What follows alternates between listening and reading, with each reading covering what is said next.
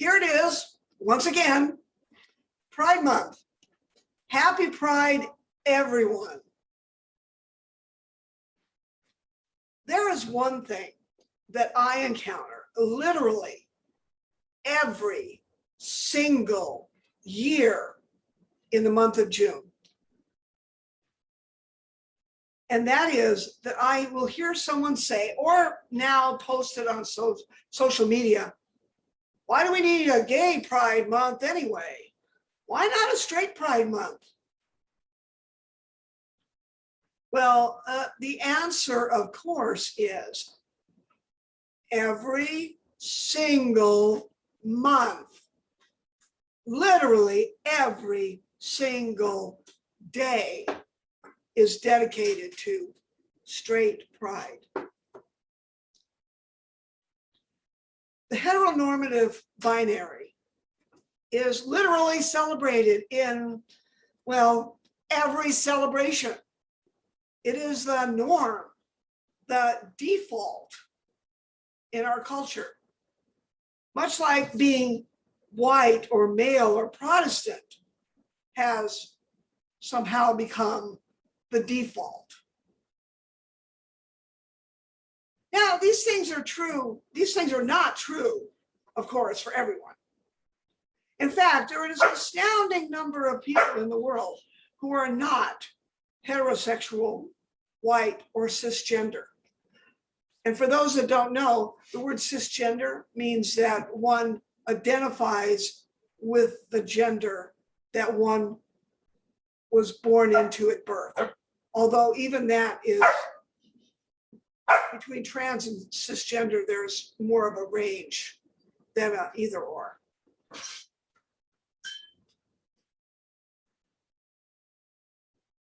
There are an astounding number of people in the world who are not heterosexual, white, male, cisgender, Protestant men. In fact, this particular grouping of categories of person is not even most people in the world. And yet, it still seems to be treated as the default. Now, the LGBTQ community is also not most people in the world, but we are amazingly diverse. We are made up of lesbians and gay men and bisexual people of all genders, both cisgender and trans and everything in between, and people who don't, well, fit easily into any of those categories. So basically, it includes everyone who is not, well, straight. It can also include people who are aromantic or asexual, genderqueer or intersex, non-binary or pansexual. It is really a very inclusive group. And it also includes people of all races, all religions, all socioeconomic backgrounds. We are literally everywhere, whether we're seen by others or not. We're there. Now, one thing that we all do have in common, though, no matter who we are, is that we all go through some kind of coming out process. For some reason, for some of us, this process is harder and more traumatic than for others. But at some point in our lives, we have all had this moment when our still quiet inside voice says to us, you know, I really do only fall in love with people of my own gender. Or maybe, hey, I seem to be attracted to people of both genders, or maybe all genders, or maybe I really can't feel the least bit comfortable pretending to be the gender that everyone else seems to think that I am. Now, there can be a million variations of this, but those of us who are a part of this community have come to the internal revelation that we are not the default. and we are never going to be. And at the very instant that this revelation comes to us, it is followed very closely by a question. Okay, so now what? Now, some of us are extremely lucky to have a supportive family, and possibly even our employer or church that is there for us as we go through this change in how we view our authentic selves. But even if that is true, there is still much of the world that is not. And the truth is, when this realization occurs, even if we have a strong and loving support group, it can really feel like we are up against a wall. We are stopped in our tracks by something that is so immense that we simply cannot continue to go forward as we always have. And having been stopped in our tracks, we turn around and we look at everything that has been our life up until that point. And we have to decide what to do with it all. What do we do next? And that is different for everyone too.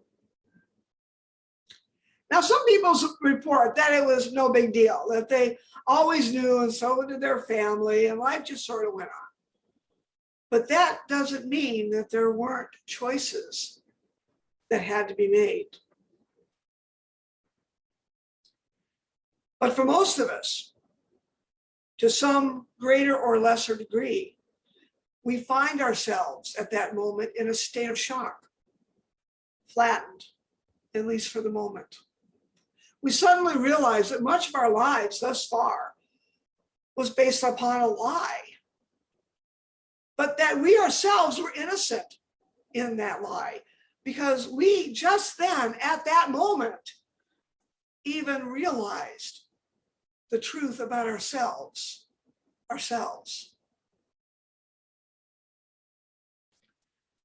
Now, how much trauma we experience in the coming out process, in part, is dependent on when we were born. For those of us who were born in the 1950s, like I was, we began our journey through absolutely no fault of our own in the middle of the Lavender Scare, a relentless operation by the national authority to detect and discharge all workers alleged to be gay. We as infants were too young to really understand what was going on, but our parents were not. They were fully aware of it. Which brings me to another point. Those of us who were born into this, we were born into this beautiful rainbow family. We know we are going through the coming out process, but something that's often missed is that our loved ones, whether they want to or not, they go through it too. Our parents and families also have to decide how they are going to respond. Are they going to accept us or reject us? And what are they going to tell their friends and family and coworkers? And what if we've already gotten married and had children? And let us not forget how incredibly complicated their world just became.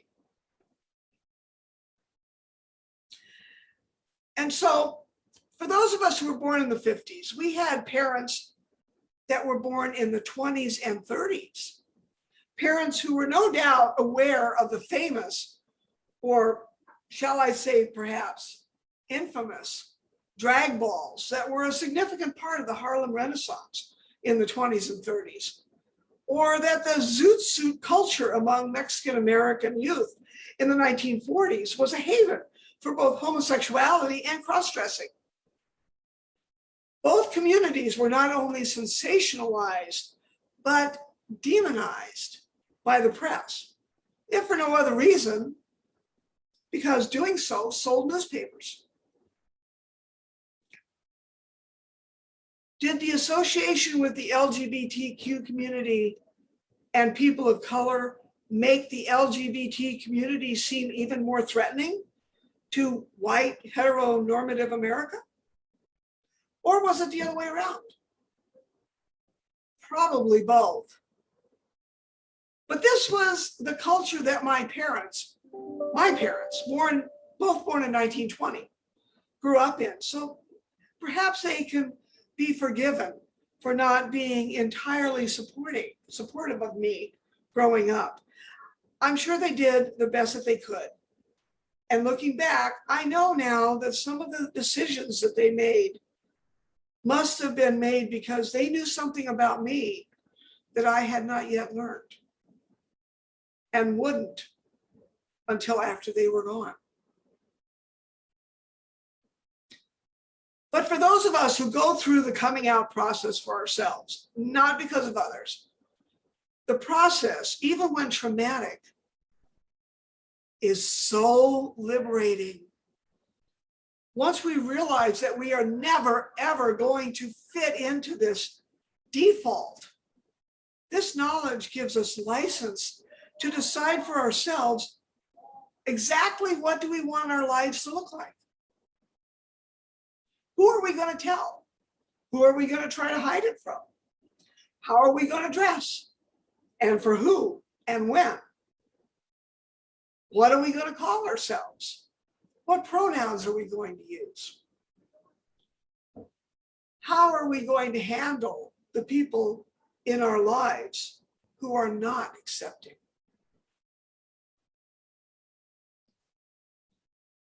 And what if it is not us, but rather our child, our spouse, or parent? Much the same questions arise for them, and choices are made there too. It turns out, though, that the choices we make, those of us who are in the LGBTQ community, who are born into it, the choices that we end up making, we make largely because we are up against that wall. Some of us can pass. Some of us cannot, no matter how hard we try. But choices are made. Choices must be made. And sometimes those choices are amazing.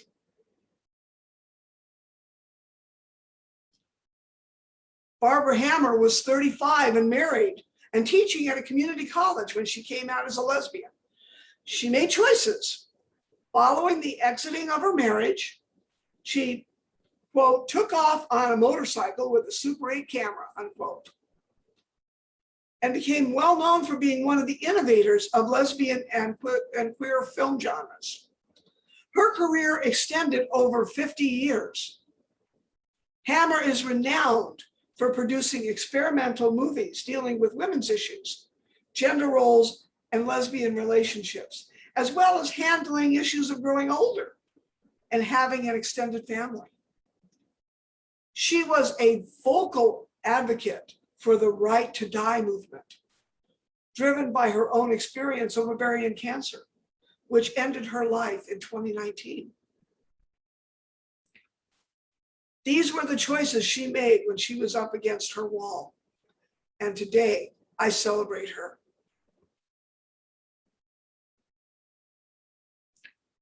Bayard Rustin was born in 1912.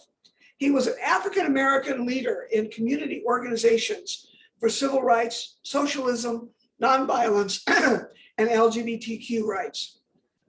Bayard Rustin was involved in a lot of stuff over his long career, including the March on Washington for Jobs and Freedom in 1963 and the New York City school boycott in 1964. But possibly the biggest contribution that he made was that he was the guy that taught the Reverend Dr. Martin Luther King the Gandhian principles of nonviolent resistance. Rustin went to work for Dr. King but always stayed in the background in the shadows, fearful that his status as a gay man would harm the movement. Eventually, though, in the 1980s, he would testify in favor of New York City's gay rights bill. Rustin was later quoted as saying, "I was not involved in the struggle for gay rights as a youth. I did not come out of the closet voluntarily. Circumstances forced me out. While I have no problem with being publicly identified as homosexual, it would be dishonest of me to present myself as one who is in the forefront of the struggle for gay rights. I fundamentally consider sexual orientation to be a private matter. As such, it has not been a factor which has greatly influenced my role as an activist." Today, I celebrate him.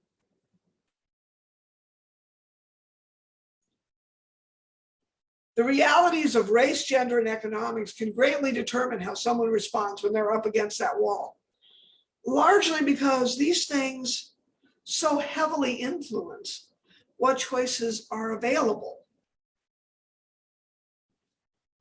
Christine Jorgensen was born in 1926, and she was the first person to become widely known for having sex reassignment surgery. And this was in the 1950s. She became an instant celebrity with her transition was covered by the New York Daily News, and she performed as an actress and nightclub entertainer and recorded numerous songs. She often publicly spoke on the experience of being transgender and published an autobiography in 1967. Before her coming out, Christine served as a GI in World War II. Today, I celebrate her. Mother Flawless Sabrina was born in 1939.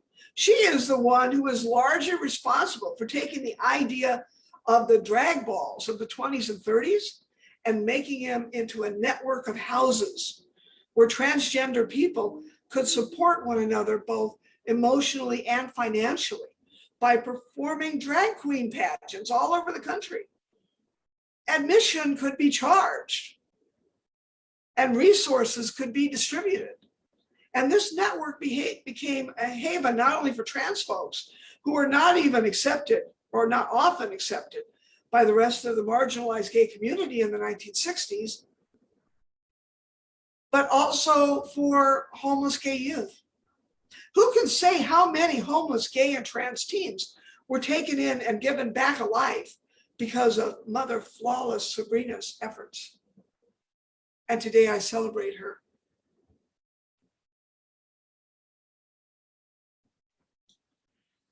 Marsha P. Johnson was born in 1945. She self-identified as a drag queen and gender nonconforming. Marsha Johnson was Black and often was homeless and engaged in survival sex.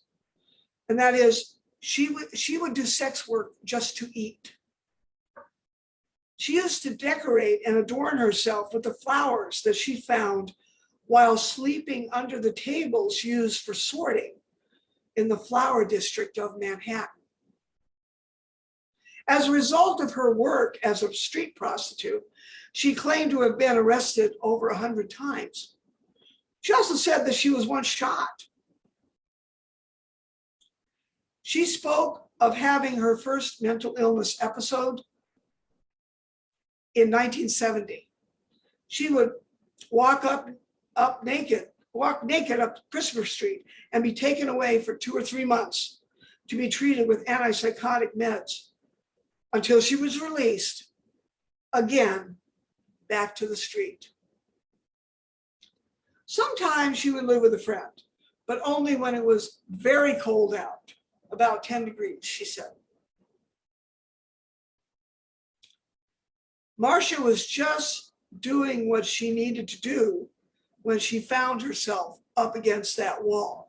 But in her case, that wall turned out to be the Stonewall. Now, there are a lot of conflicting accounts of what actually sparked the events of June 28th, 1969.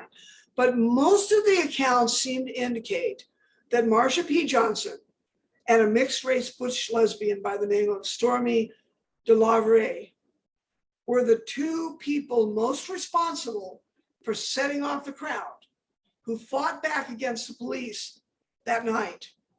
The Stonewall Riot is the event that we are celebrating every June for Pride Month. Remember them, say their names. And by the way, in 1992, right after one of the pride parades that exist largely because of her, Marsha P. Johnson's body was found floating in the Hudson River. Cause of death was undetermined, it was ruled, but she had a significant wound on the back of her head. Marsha P. Johnson did not set out to be a hero. Martha P. Johnson just found herself up against the wall, a stone wall. And she did, like we all do, she did whatever she needed to do to survive and thrive. What do you do when you find yourself up against a wall? Now, there's many things you can do, but one of them is you can climb it. It is this: by doing whatever we need to do to survive and thrive, this is how we climb that wall. This is how we rise. There are millions of others whose names will never be known to us, but we are all heroes, everyday heroes. We are the high school teachers who stay in the closet until we retire so we can keep working, but still quietly mentor the students that need it, even if they don't know it yet. People who quietly go through their lives raising kids and going to work until one day someone says, "When do we get to meet that husband of yours?" And she replies casually, "Oh, I don't have one, but my wife will be here next week." We are the people who always hold the Thanksgiving dinner at our house and invite every single member of the LGBTQ community, so that, because we need to be family to one another, because so often our families of origin abandon us. We are all heroes, every one of us here at this church, where we make a safe and loving space for all. We are all heroes. You are all heroes. Thank you. This is how we rise.